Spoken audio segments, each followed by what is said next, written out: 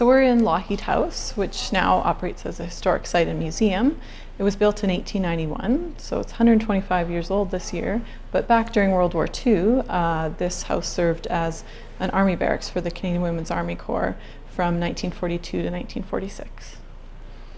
And the reason they were unique is because it was its own separate corps, run by women, had its own policies and manuals and things like that. So they were their own autonomous corps.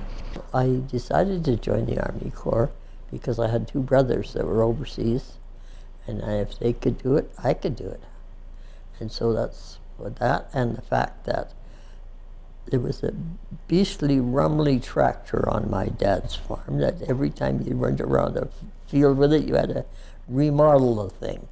And I was so disgusted with that tractor, I was going to get away from it one way or the other. Why, look at Beth Clark.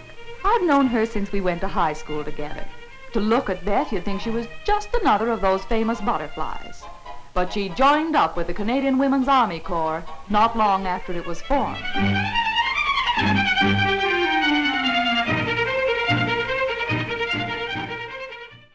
And my dad just smiled and said, I hope you got bus fare home, because you were supposed to be 21 to join. She was telling me all about it only last week. I had a card that my Sunday school teacher had given me with my birth date on it, and my girlfriend changed the year on it. Being sworn in, a pretty solemn occasion. I don't remember joining the Army until the woman across the desk said, congratulations, you're now a member of the Canadian Women's Army Corps. And that was when I knew of it. I don't remember the rest of it. The issuing of uniforms and equipment, one of the first big thrills a girl gets when she joins up. When I joined the Army, I got the first new pair of shoes I'd ever had, the first clothes that I wore first that weren't hand-me-downs.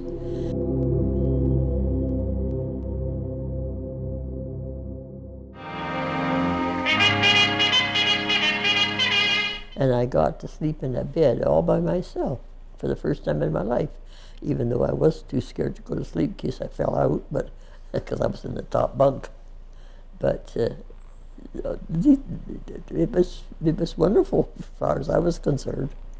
Showers and a dab of powder in the ablutions room, as they call it. Then her first morning of drill. A bit hard at first on legs not used to it. A bit confusing for brains not accustomed to split-second reactions to spoken commands. Actually, it wasn't that bad because we had grown up obeying orders. You didn't talk back to your parents. You did what you were told, and you did it when you were told. As the war was going on, they were starting to realize labor shortages, and by allowing women to enter the Army and take over some of the non-combat roles, it freed up men to go overseas or go to the front. But hills, holes, and water to the contrary, they both came through smiling. Although Beth said the instructor hated losing his hat and a bit of his dignity.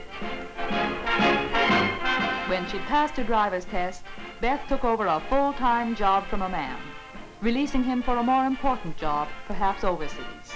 Girls of all the services are doing this every day.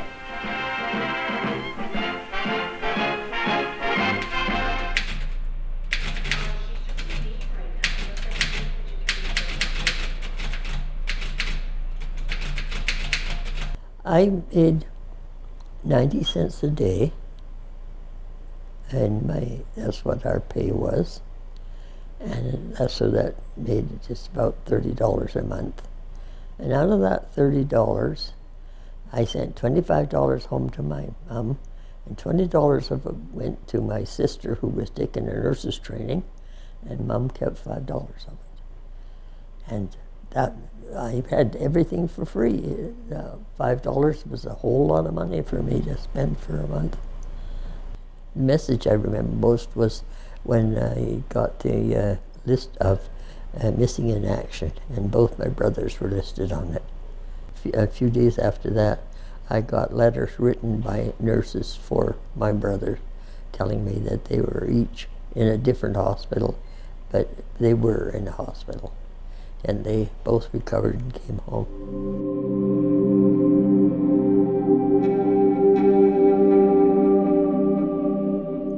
Or we had to polish the floor, and we could polish it, you could get a shine on it so you could almost see your face in it. It was very slippery to walk on, but you could really make it shine, yes. I never went back to the farm. I got a suite here in Calgary and stayed in Calgary. I never did go back to the farm. Part of the reason why we did this exhibit was to show the women's side of World War II. And so the Women's Army Corps was a huge part of that. I think it was something like over 21,000 women in Canada had joined the Corps over the course of the war. So that was a huge, labor force that allowed Canada to do a lot more than it could have without them.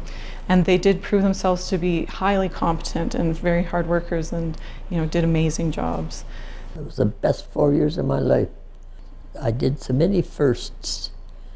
And first time I rode on a train, first time I was so far away from home I couldn't walk back. It showed the whole world that women could do things that nobody ever expected them to do before. And they could do them, and they could do them very well.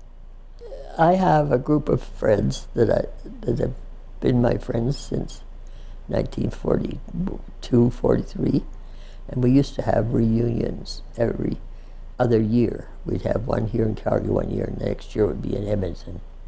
And we used to get people from all over the world, like they'd come from Australia, England, the ex-CWCs, wherever they were, to come to the reunions.